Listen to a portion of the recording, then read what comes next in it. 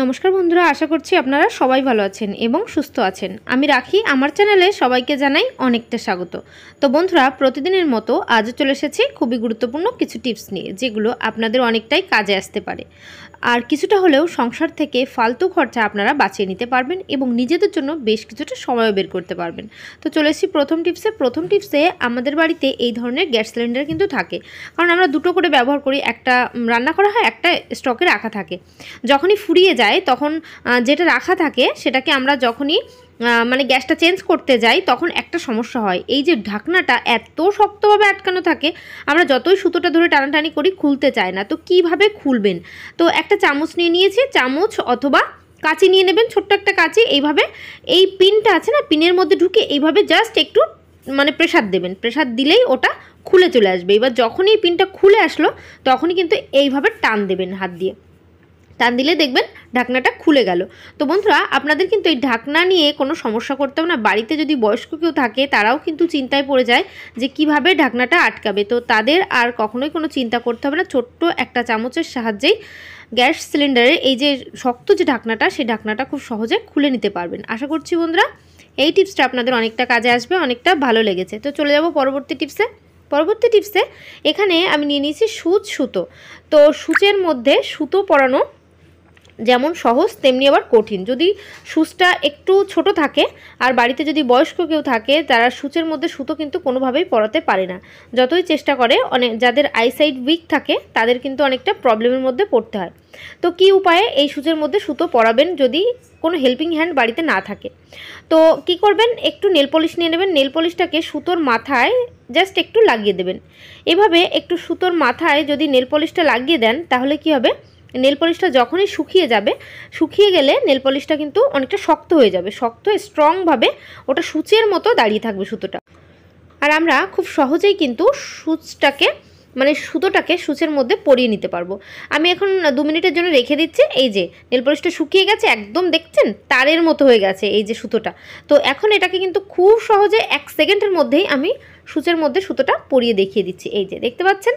তো যতই বাড়িতে বয়স্ক কেউ থাকুক না কেন, তাদেরও কিন্তু আর কখনোই কোনো প্রবলেমের মধ্যে পড়তে হবে না সূচের মধ্যে সুতো পরানো নিয়ে।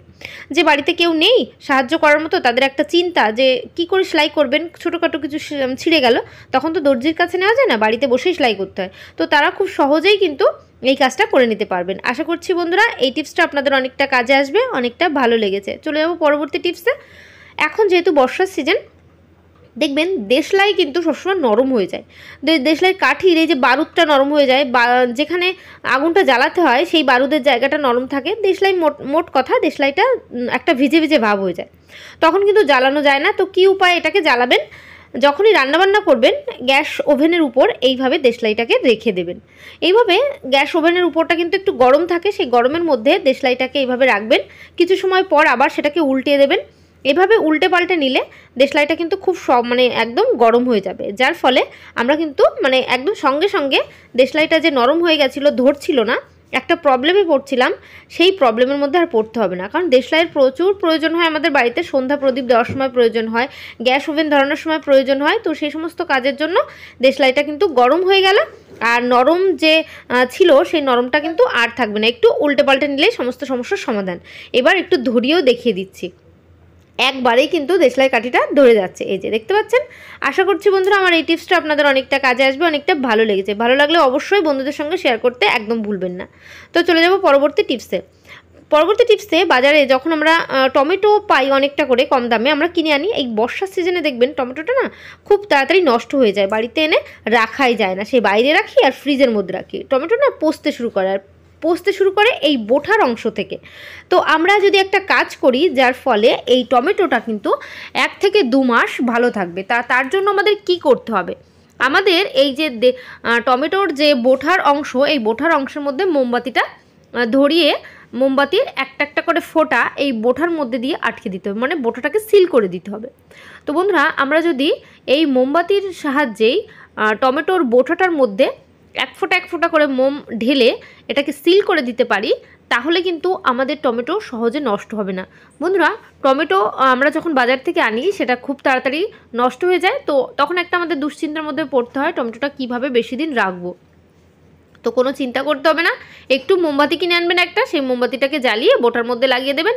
মাসের পর মাস টমেটো ভালো থাকবে। সে ফ্রিজের মধ্যেই রেখে দেন, তাহলেও কিন্তু খুব সহজে ভালো থাকবে, নষ্ট হবে না। যখন রান্না করবেন বোটার অংশটাকে কেটে বাদ দিয়ে তারপরে রান্না করবেন, তাহলে আপনাদের আর কোনো সমস্যা হবে না টমেটো পচার। আশা করছি এই টিপসটাও অনেকটা কাজে আসবে। আর আমার চ্যানেল যারা নতুন আছেন অবশ্যই কিন্তু চ্যানেলটিকে সাবস্ক্রাইব করবেন, অল নোটিফিকেশন অন করে দেবেন, তাহলে আমার চ্যানেলে এই ধরনের ভিডিও সবার আগে আপনাদের কাছে পৌঁছে যাবে। এখানে একটা বাটি নিয়ে নিয়েছি, বাটির মধ্যে দিয়ে দিচ্ছি আমি বেশ কিছুটা পরিমাণ হলুদ গুঁড়ো। তো হলুদ গুঁড়ো বাটির মধ্যে নিলাম। আর কি করছি, এই যে হলুদ গুঁড়োর মধ্যে 1 চামচ মতো খাবার সোডা দিয়েছি। হলুদ আর খাবার সোডা দুটোকে ভালো করে চামচের সাহায্যে মিশিয়ে নিচ্ছি। মিশিয়ে এটা কিন্তু দারুণ একটা কাজে লাগবে আমাদের প্রত্যেক দিনের জীবনে। এই টিপসটা কিন্তু ভীষণ উপকারী। একটা নিউজ পেপার অথবা টিস্যু পেপার নিয়ে নেবেন, যে কোনো কাগজও নিতে পারেন, নিয়ে বাটিটাকে এভাবে মুখ আটকে দেবেন। একটা রাবার ব্যান্ড অথবা সুতো দিয়ে মুখটাকে ভালো করে আটকে দেবেন। তো আমি এখন একটা রাবার ব্যান্ড নিয়ে নিয়েছি। রাবার ব্যান্ড নিয়ে বাটিটার এইভাবে এটাকে আটকে দিচ্ছি।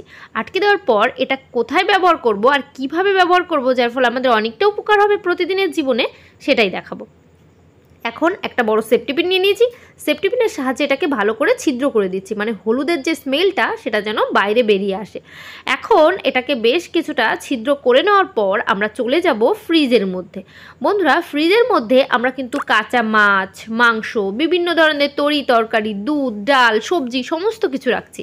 এত রকম খাবার ফ্রিজের মধ্যে থাকার কারণে ফ্রিজের মধ্যে থেকে মাঝে মাঝেই দেখবেন একটা বাজে গন্ধ আসতে শুরু করে। যখনই ফ্রিজের দরজাটা খুলি তখনই সেই গন্ধটা আসে, তো তখন অনেকটা খারাপ লাগে আমাদের। তো এরকম বাটির মধ্যে একটা মিশ্রণ বানিয়ে ফ্রিজের একটা কর্নারের দিকে রেখে দেবেন, তাহলে যে কোনো গন্ধ ফ্রিজের সমস্তটাই কিন্তু এই হলুদ আর খাবার সোডা নিজের মধ্যে অ্যাবজর্ব করে নেবে, যার ফলে আমাদের ফ্রিজটা কিন্তু গন্ধমুক্ত থাকবে।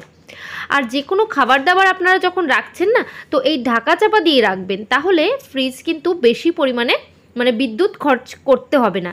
কারণ যদি আমরা কোনো খাবার খোলা রাখি তখন কারেন্ট কিন্তু অনেকটা পরিমাণ খরচা হয়, ফ্রিজের অনেকটা কাজ করতে হয়, যার ফলে বিদ্যুতের বিলও অনেকটা আসে।